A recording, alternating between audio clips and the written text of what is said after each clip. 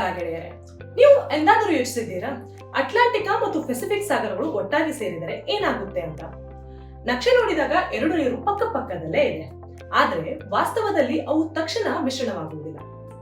ಇದಕ್ಕೆ ಕಾರಣ purely scientific. ಮೊದಲನೇದಾಗಿ ಭೌಗೋಳಿಕ ಅಡ್ಡಿ ಇದೆ. ಅದನ್ನೇ ನಾವು ಇಸ್ಥಮಸ್ ಆಫ್ ಪನಾಮಾ ಅಂತ ಕರಿತೀವಿ. ಇದು ಉತ್ತರ ಮತ್ತು ದಕ್ಷಿಣ ಅಮೆರಿಕವನ್ನ ಸಂಪರ್ಕಿಸುವ ಚಿಕ್ಕ ಭೂಭಾಗ.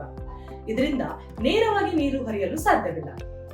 ಆದ್ರೆ ಇದು ಮಾತ್ರ ಕಾರಣ ಅಲ್ಲ, ಎರಡು ಸಾಗರಗಳ ನೀರಿನ ಒಳಗಿನ ಗುಣಗಳು ತುಂಬಾ ಬೇರೆ. ಉದಾಹರಣೆಗೆ ಸಲಿನಿಟಿ ಅಂದ್ರೆ ಉಪ್ಪಿನ ಪ್ರಮಾಣ. ಅಟ್ಲಾಂಟಿಕಾ ಸ್ವಲ್ಪ ಹೆಚ್ಚು ಸಾಲ್ಟ್ ಇರುವುದು, ಏಕೆಂದರೆ ಇಲ್ಲಿ ಎವಾಪೊರೇಷನ್ ಜಾಸ್ತಿ, ಫ್ರೆಶ್ ವಾಟರ್ ಇನ್ಫ್ಲೋ ಕಡಿಮೆ. ಮತ್ತೆ ಇನ್ನು ಪೆಸಿಫಿಕ್ ನಲ್ಲಿ ರೈನ್ಫಾಲ್ ಮತ್ತು ನದಿಗಳ ನೀರು ಹೆಚ್ಚು ಸೇರುತ್ತದೆ, ಆದ್ದರಿಂದ ಸಲಿನಿಟಿ ಕಡಿಮೆ. ಈಗ ಉಪ್ಪಿನ ಪ್ರಮಾಣ ಬದಲಾದ್ರೆ ಏನಾಗುತ್ತೆ ಅಂದ್ರೆ ಡೆನ್ಸಿಟಿ ಕೂಡ ಬದಲಾಗುತ್ತದೆ. ಇದಕ್ಕೆ ಜೊತೆಗೆ ಟೆಂಪರೇಚರ್ ಕೂಡ ಬಹು ಮುಖ್ಯ. ಕೆಲವೆಡೆ ಅಟ್ಲಾಂಟಿಕಾ ನೀರು ವಾರ್ಮ್ ಆಗಿರುತ್ತದೆ, ಪೆಸಿಫಿಕ್ ಸ್ವಲ್ಪ ಕೂಲ್ ಆಗಿರುತ್ತದೆ. ವಾರ್ಮ್ ವಾಟರ್ ಲೈಟ್ ಆಗಿರುತ್ತದೆ ಮತ್ತು ಕೂಲ್ ವಾಟರ್ ಹೆವಿ ಆಗಿರುತ್ತದೆ. ಸೆಲಿನಿಟಿ ಮತ್ತು ಟೆಂಪರೇಚರ್ ಸೇರಿ ಡೆನ್ಸಿಟಿಯನ್ನ ಡಿಸೈಡ್ ಮಾಡುತ್ತದೆ. ಡೆನ್ಸಿಟಿ ಬೇರೆ ಬೇರೆ ಆಗಿದ್ದಾಗ ನೀರು ತಕ್ಷಣ ಮಿಶ್ರಣವಾಗುವುದು. ಅದು ನ್ಯಾಚುರಲ್ ಲೇಯರ್ ಅನ್ನ ಕ್ರಿಯೇಟ್ ಮಾಡುತ್ತದೆ. ಇದನ್ನೇ ಸೈನ್ಸ್ ನಲ್ಲಿ ಸ್ಟೇಬಲ್ ಬೌಂಡ್ರಿ ಅಂತ ಹೇಳ್ತಾರೆ. ಇನ್ನೊಂದು ಇಂಟ್ರೆಸ್ಟಿಂಗ್ ಪಾಯಿಂಟ್ ಅಂದ್ರೆ chemical composition.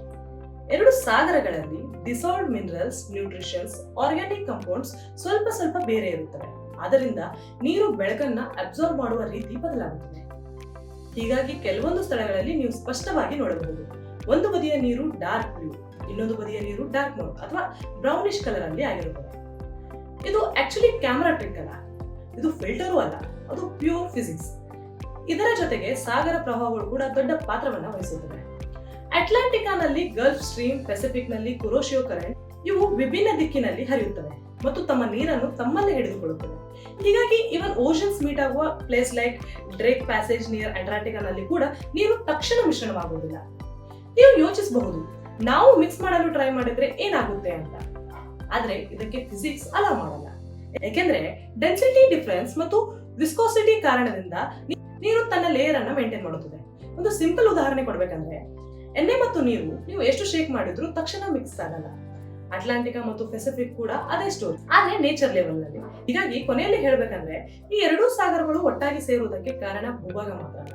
Salinity, temperature, density, chemical composition ಮತ್ತು ಓಷನ್ ಕರೆಂಟ್ಸ್ ಎಲ್ಲವೂ ಸೇರಿ ಈ ವಿಸಿಬಲ್ ಲೈನ್ ಅನ್ನ ಕ್ರಿಯೇಟ್ ಮಾಡುತ್ತವೆ.